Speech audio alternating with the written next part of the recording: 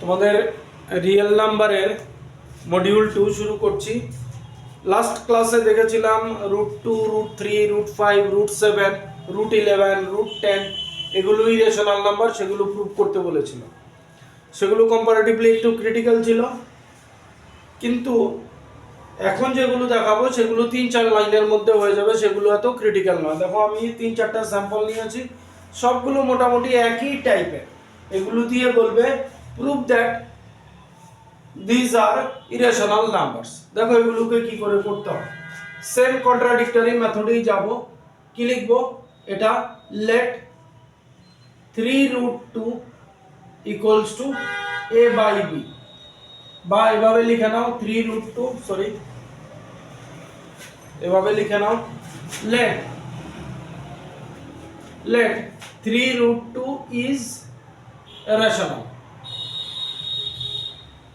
অনেক সময় কোশ্চেনের মধ্যে দেওয়া থাকে prove that 3√2 is irrational where √2 is irrational। অনেক সময় দেওয়া থাকে, না দেওয়া থাকলেও কোনো টেনশন নেই। তাহলে 3√2 is rational, so 3√2 equals to a by b। এবার কি করবে? দেখো, এই পার্টটা মেইনলি আমরা ইরেশনাল জানি। আমাদের এখন টার্গেট থাকবে রেশনাল আর ইরেশনাল দুদিকে নিয়ে চলে যাব। তাহলে কি করব? এটা রেশনাল পার্ট আছে, আমি আর লিখে দিলাম, আর এটা ইরেশনাল পার্ট আছে। আমাদের টার্গেট হচ্ছে এই অঙ্কগুলোর মধ্যে টার্গেট হচ্ছে, যেমন 3√2 a বাই b ফরম্যাটে লিখেছি, তাহলে a ও রেশনাল, b ও রেশনাল, আর এদিকে এটা রেশনাল, এটা ইরেশনাল। আমাদের টার্গেট থাকবে রেশনাল আর ইরেশনাল LHS আর HS এ নিয়ে যাব আলাদা আলাদা ভাবে। তাহলে √2 equals to a by 3b। বাস, আমাদের মোটামুটি কাজ হয়ে গেছে। কিন্তু তাহলে দেখো, আমাদের কোশ্চেনে বলে দেওয়া থাকবে হোয়ার √2 ইজ ইরেশনাল। এবার দেখো, এটা ইরেশনাল, a আমরা রেশনাল জানি, b ও রেশনাল জানি, 3 ও রেশনাল জানি। আমরা কি লিখব? a 3b are all rational, all rational। এবার দেখো, এদিকে ইরেশনাল আছে, এদিকের পার্টটা পুরোটাই ইরেশনাল, এদিকের পার্টটা ইরেশনাল। তাহলে আমরা একটা কনসেপ্ট আমাদের কাছে আছে, কোনো একটা রেশনাল পার্ট ইনটু করো, মাল্টিপ্লাই করো, ডিভাইড করো, যা খুশি করো, কোনো একটা ইরেশনাল নাম্বারের সাথে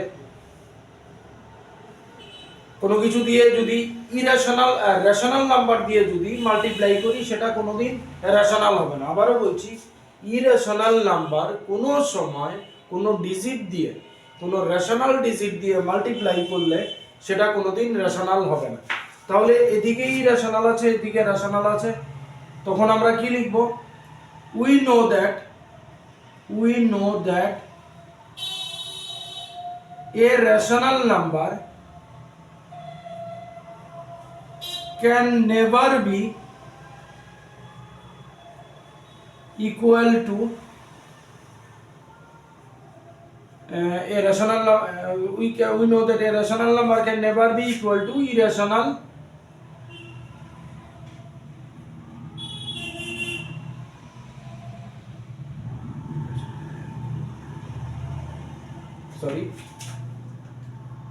irrational, RATIONAL।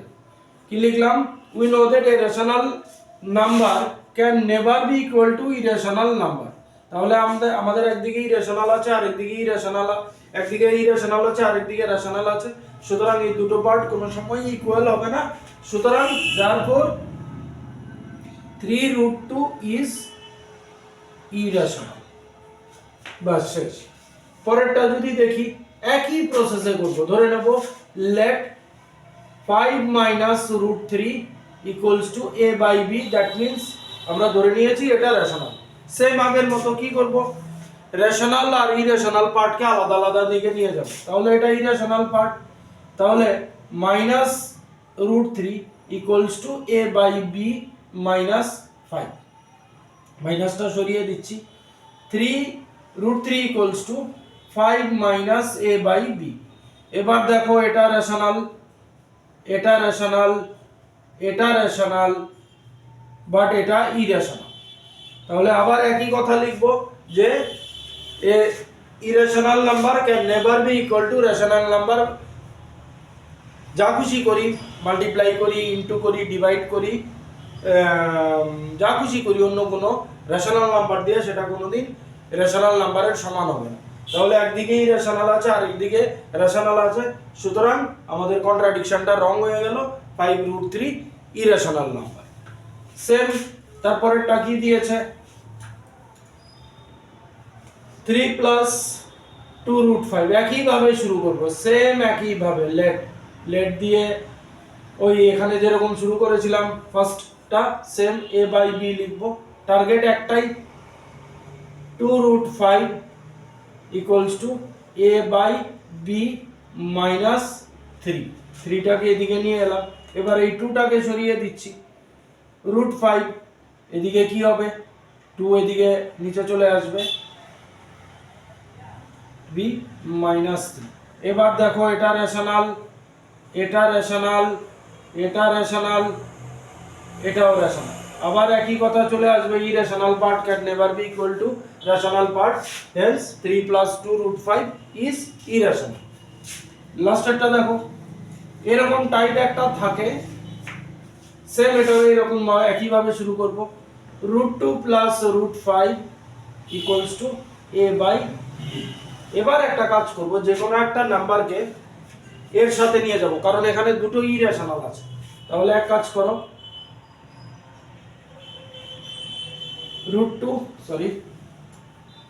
যেটাকে খুশি সেটাকে, √5 কে এইদিকে রাখলাম, a/b - √2 করে দিলাম। এবার বোথ সাইডে স্কয়ার করব, তাহলে √5 স্কয়ার a/b - √2 হোল স্কয়ার। তাহলে এদিকে হবে 5 আর এদিকে হবে a square by b square -2 √2 a/b + 2। এবার দেখো এটা রেশনাল, এটা রেশনাল, এটা রেশনাল, সরি এটা ইরেশনাল হয়ে যাবে, এটা রেশনাল, এটা রেশনাল। তাহলে দেখো লেফট হ্যান্ড সাইডে অনলি রেশনাল আছে, আর এদিকে রেশনাল আর ইরেশনালের একটা কম্বিনেশন আছে। তাহলে এখান থেকে আরেকটা কাজ করতে পারো, এই 2টাকে এদিকে নিয়ে আসতে পারো বা নাও রাখতে পারো, কোনো অসুবিধা নেই। তাহলে একটা রেশনাল আর ইরেশনালের সাম বা ডিভাইড, আরে সরি সাম বা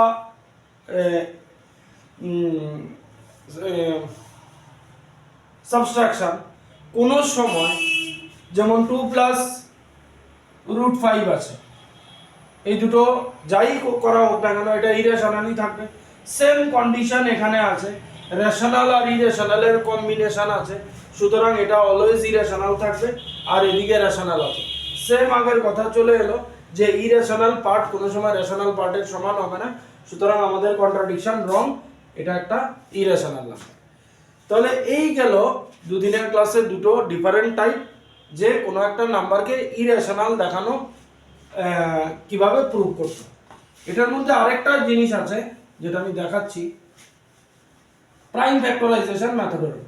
প্রাইম ফ্যাক্টরাইজেশন মেথড ছোট ক্লাস থেকেই করেছো, সুতরাং মেথডের দিকে যাচ্ছি না। তোমাদের ট্রি ডায়াগ্রাম একটা দেয়, অ্যাকচুয়ালি ব্যাপারটা কি দেখো, যেমন আমি একটা নিউমেরিক্যাল নিচ্ছি, সে 612 বলবে এটাকে ট্রি ডায়াগ্রামে দেখাও উইথ ইটস প্রাইম ফ্যাক্টর। তাহলে কি করব, দেখতেই পাচ্ছ এটা 2 দিয়ে যাচ্ছে, তাহলে এখানে 2 দিয়ে ডিভাইড করলাম, তাহলে 2টা লিখে ফেললাম। এবার 2 দিয়ে এটাকে ডিভাইড করলে 6 1 2 3 1 0 12 306। দেখো এটা অলরেডি প্রাইম নাম্বার হয়ে গেছে, আমি p লিখে ফেলছি। প্রাইম চলে আসছে মানে আমাদের ওই পার্টের কাজ শেষ। এবার এটাকে আবার 2 দিয়ে যাচ্ছে, 2, এটা হবে 1 5 3, সরি 2 দিয়ে দিয়েছি, হ্যাঁ 1 5 3। এবার দেখতে হবে এটা যাচ্ছে কিনা, এটা প্রাইম নাম্বার হয়ে গেছে, কাজ শেষ। এবার এটা 3 দিয়ে যায়, তাহলে 3 লিখে ফেলবো, আর এখানে লিখবো 51 গেল। তাহলে এটাও প্রাইম নাম্বার হয়ে গেল, কাজ শেষ। এটা আবার 3 দিয়ে যায়,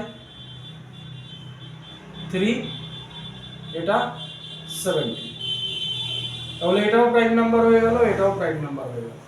তাহলে এই হচ্ছে কোনো একটা নাম্বারকে ট্রি ডায়াগ্রামের মাধ্যমে কিভাবে তার প্রাইম ফ্যাক্টরগুলোকে দেখাতে পারি। এবার এই জিনিসটাই তোমাকে অন্যরকম করে দেবে। কিরকম দেয় দেখো, একটা নিচ্ছি আমি, যেমন ধরো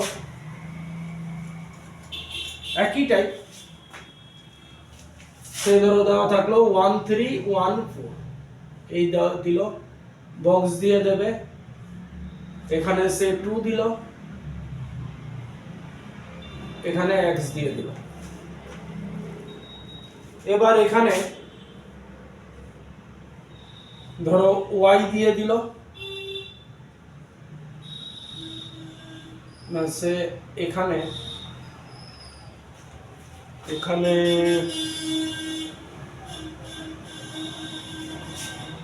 এখানে দিয়ে দিল 219, এখানে y দিয়ে দিল, আর এখানে 3 দিয়ে দিল, এখানে z দিয়ে দিল, দিয়ে বলবে আইডেন্টিফাই xyz বা find the value of xyz। এবার দেখো এটা মাল্টিপ্লাই করে এটা আসছে, এটা ইনটু এটা। দেখো আমরা একটু আগে যেটা করেছিলাম, নাম্বারটা নিয়েছিলাম কত, 612 ফার্স্ট লাইনে কি এসেছিল, 2 দিয়ে ডিভাইড করেছি, লাস্টে 2 আছে, 306। তাহলে বুঝতেই পারছো এই দুটো মাল্টিপ্লাই করলে আমাদের এটা আসছে। সেম ফান্ডা এখানে ইউজ করব, এটা মাল্টিপ্লাই করলে এটা আসছে। তাহলে অ্যাকচুয়ালি আমরা কি করতে পারি, আমি একটু ভেঙেই দেখাচ্ছি। 3 ইন্টু জেড ইকুয়ালস টু 219, তাহলে জেড কি হবে 219 বাই 3, দ্যাট মিন্স 73, তাহলে জেড হয়ে গেল 73। এবার দেখো সেম এখানেও আসবে,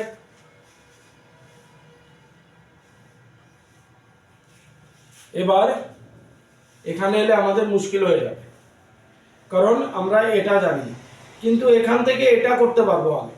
z বের করে নিয়েছি, এটার থেকে এটা করব আগে। 2 ইন্টু এক্স ইকুয়ালস টু 1314, তাহলে x কত হচ্ছে 1314 বাই 2, 6 2 যা 12, 657,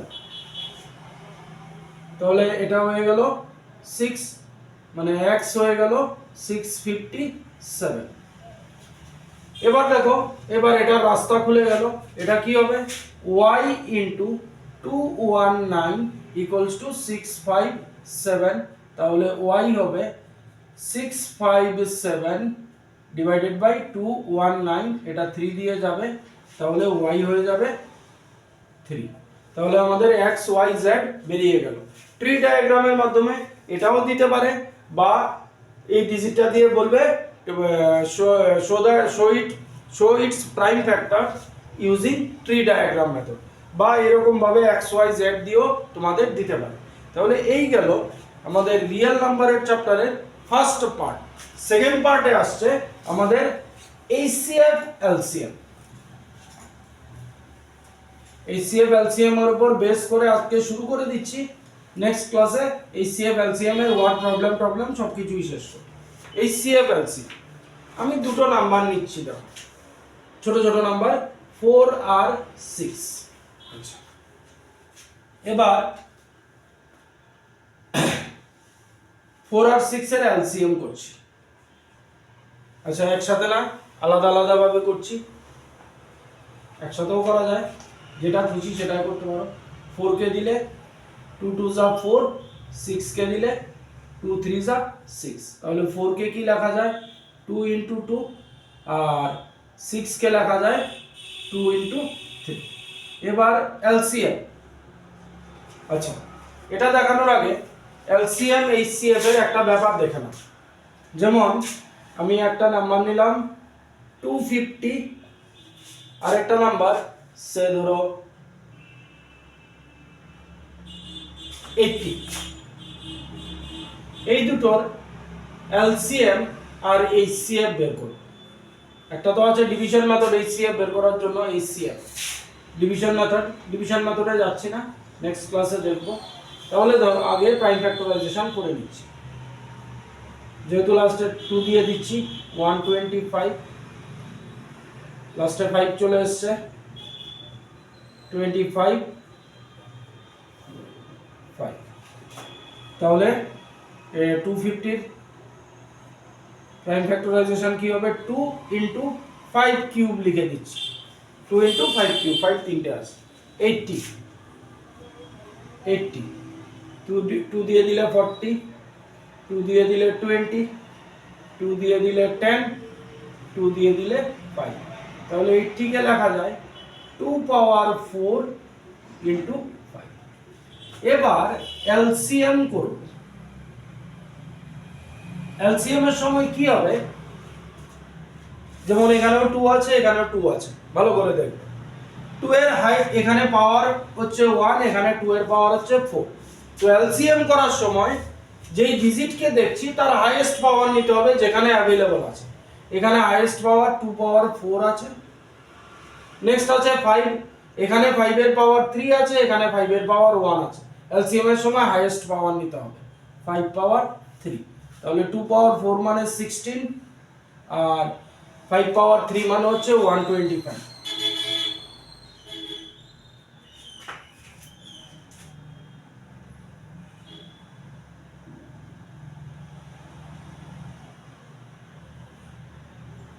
তাহলে এলসিএম হচ্ছে 2000। দেখে নিই তো আমাদের এলসিএম করলে ঠিক ঠিকই 2000 হয় কিনা।